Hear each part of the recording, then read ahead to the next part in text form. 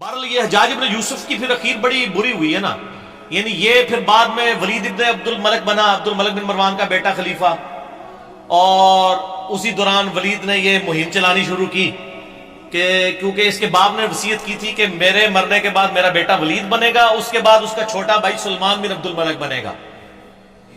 तो इसने ये मुहिम चलाई कि नहीं, मेरा भाई नहीं बनेगा, मेरे मरने के बाद मेरा बेटा क्यों ना बने। ये तहरीक उसने चलाई। जब ये तहरीक चलाई ना तो सारे गवर्नर, आपको पता लाई लग होते हैं, सारे मान गए। एक गवर्नर ऐसा था जिसने कहा कि नहीं, वो उमर बिन अब्दुल अजीज थे, मदीना शरीफ के गवर्नर उमर बिन अब्दुल अजीज रहिमहुल्लाह ताला। वो बहनोई भी थे इसके वलीद के। मरवान के दो बेटे थे, एक अब्दुल मलिक और एक अब्दुल अजीज। अब्दुल अजीज का बेटा उमर बिन अब्दुल अजीज है, ये भी मरवान की औलाद है। लेकिन देख ले, और इसीलिए हम कहते हैं ना आले उमैया में उमर बिन अब्दुल अजीज। मौलाना तारिक जमीर साहब को मैं कहता हूं ना आले उमैया में उमर बिन अब्दुल अजीज। ठीक है, आप समझ क्यों कहते हैं। तो उमर बिन अब्दुल अजीज ने मुखालफत कर दी। उन्होंने कहा ना।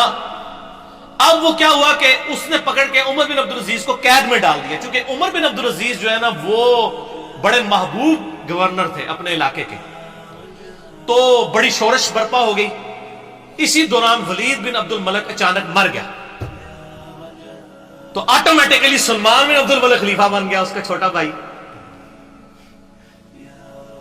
और इनकी बहन थी फातिमा, वो उमर बिन अब्दुल अजीज की बीवी थी। इसलिए कहते हैं फातिमा से ज्यादा ताकतवर औरत कभी नहीं गुजरी, कि जिसका बाप भी 3 बरे आज़मों का खलीफा, जिसके 4 भाई 3 बरे आज़मों के खलीफा, और जिसका खामन भी 3 बरे आज़मों का खलीफा। और बड़ी दरवेश औरत थी फातिमा बिनते अब्दुल मलिक बिन मरवान।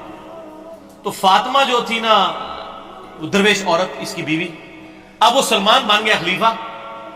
सलमान जो खलीफा बना तो उसको ये चीज मालूम थी कि मेरी खिलाफत में सबसे बड़ी कंट्रीब्यूशन उमर बिन अब्दुल अजीज की है। ठीक हो गया। ये उसके दिमाग में था कि अगर उमर बिन अब्दुल अजीज ना होता तो मेरा भतीजा इस वक्त खलीफा होता, मुझे तो इसने माजूल कर दिया था मेरे बड़े भाई ने।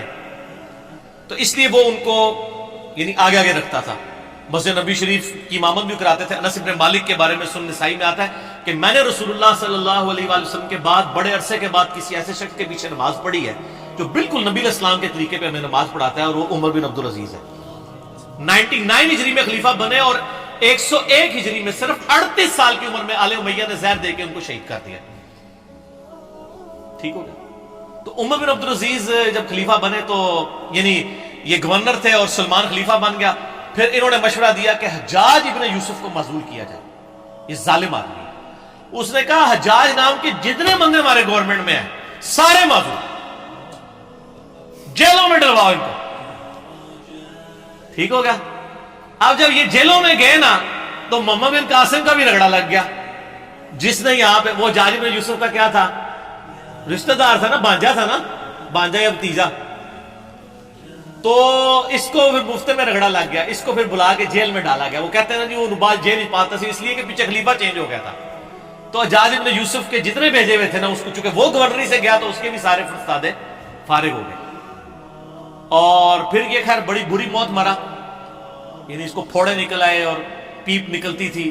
फिर मरते मरते ये कहता था कि जी अल्लाह ताला तो मां से ज्यादा मोहब्बत कर, जो साढ़े लोग भी कहते हैं।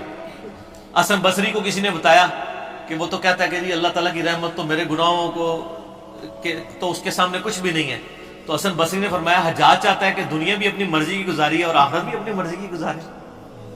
इस तरह तो नहीं होता कि दोनों जानी मुठ्ठे बाऊ, दोनों जान तो नहीं मुठ्ठे में आ सकते ना, या दुनिया या आखिरत। ठीक हो गया।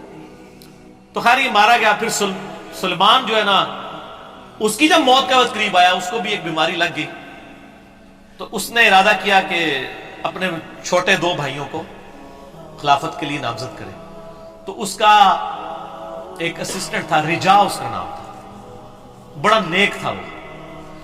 उसने कहा कि अगर तू मेरी मानना तो उमर बिन अब्दुल अजीज को खलीफा बना दे। उसने कहा कि ये तो मेरे भाई इसको मार देंगे, मानेंगे नहीं। उसने कहा नहीं, इनका इलाज है मेरे पास, देख तू अगर खलीफा बना तो उसकी वजह से बना है। عمر بن عبدالعزیز حادثاتی طور پہ جو ہے نا وہ خلیفہ بن گئے تھے، ورنہ ان کو کس نے بنانا تھا اتنے نیک آدمی کو؟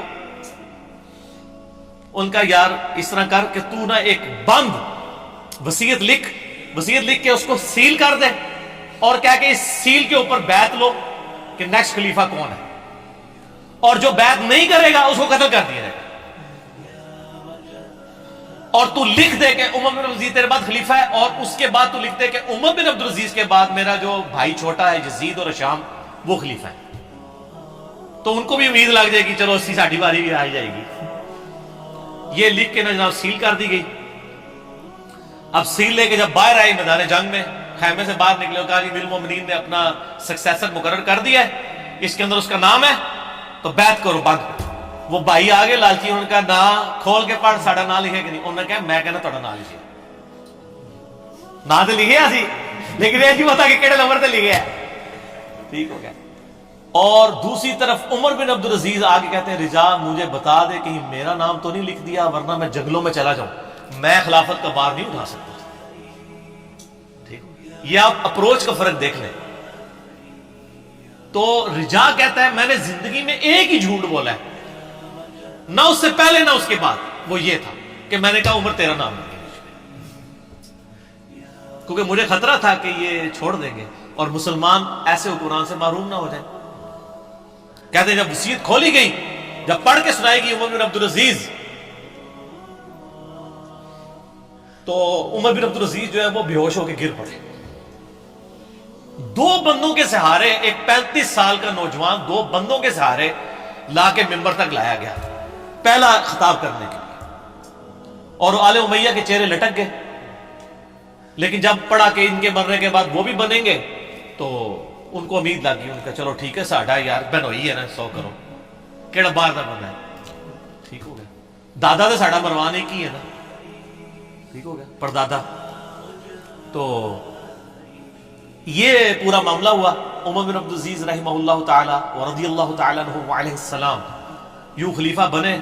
پھر سر 2 سال صرف ان کو رہنے دیا ہے، 2.25 سال، جتنی حضرت ابوبکر کی خلافت کا ٹینیور ہے نا اتنا ان کا۔ اور دیکھ لیں اسلام میں 5 خلفاء ابو بکر، عمر، عثمان و علی اور حسن ابن علی کے بعد 6ٹھا خلیفہ ان کو مانا جاتا ہے، بیچ میں کسی کو خلیفہ نہیں مانا جاتا، علی منہاج النبوہ۔ 2 سال کے اندر، 2.25 سال کے اندر انہوں نے پچھلے 40 سال میں آل امیہ نے جتنی لوگوں کی جدادیں ہتھیائی تھی نا ان کی اولادوں کو بلا کے واپس کی۔ جو جاگیر فدق تھی وہ بنو ہاشم کے حوالے کر دی، اور ممبروں پہ جو پچھلے 60 سال سے سب و شتم ہو رہا تھا مولا علی پر، لعنت کروائی جاتی تھی، وہ بند کروا کے ان اللہ یأمر بالعدل والاحسان یہ والی آیت خطبے میں داخل کی، اور تبدیلی آ گئی جناب۔ یہ تبدیلی تھی جو آئی۔ اور راوی کہتے ہیں کہ جی عمر بن عبدالعزیز جب خلیفہ بنے نا، اس سے پہلے تک یہ حالت تھی کہ لوگوں کی چوراہے پہ یہ گفتگو ہوتی تھی تیرے کتنے پلاٹ ہیں اور تیرے کتنے بنگلے ہیں اور تیری کتنی بیوی ہیں۔ اور جب عمر بن عبدالعزیز خلیفہ بنے تو چوراہوں پہ یہ گفتگو ہوا کرتی تھی کہ تو نے اس ہفتے کتنے نفلی روزے رکھے اور کتنا قرآن پڑھا۔ کیوں کہ جب عمر بن عبدالعزیز جمعے کی نماز پڑھانے کے لیے آتے تھے تو 10 15 پیمند ان کے کرتے کے اوپر لگے ہوئے ہوتے تھے۔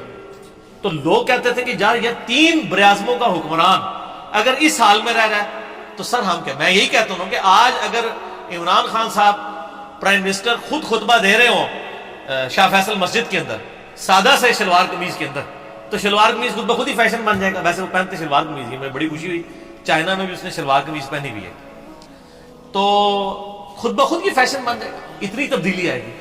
اور لوگوں کی یہ گفتگو ہوا کرتی تھی، گفتگو تک چینج ہوگی، حکمران سے کتنا فرق پڑتا ہے۔ خیر پھر یہ ظاہر ایسے حکمران کی طرح ہضم ہوتے ہیں، پھر ان کو زہر دے کے شہید کر دیا گیا، لیکن انہوں نے اتنی تبدیلی کر دی تھی، اسی لیے ان کو اسلام کا پہلا مجدد کہا جاتا ہے۔ یہ واحد مجدد ہے اسلام کی ہسٹری میں جس کو سنی اور شیعہ دونوں مجدد مانتے ہیں، اس کے بعد کسی مجدد پہ متفق نہیں ہے سوائے امام مہدی 12ویں مجدد کے، 12ویں خلیفہ کے۔ یہ ہے وہ شخص عمر بن عبدالعزیز۔ چونکہ حجاج ابن یوسف کی بات تھی تو حجاج ابن یوسف کا انجام بھی بتانا تھا، اس کے ساتھ یہ ساری چیزیں جڑی ہوئی تھی، تو میں نے بتا دی۔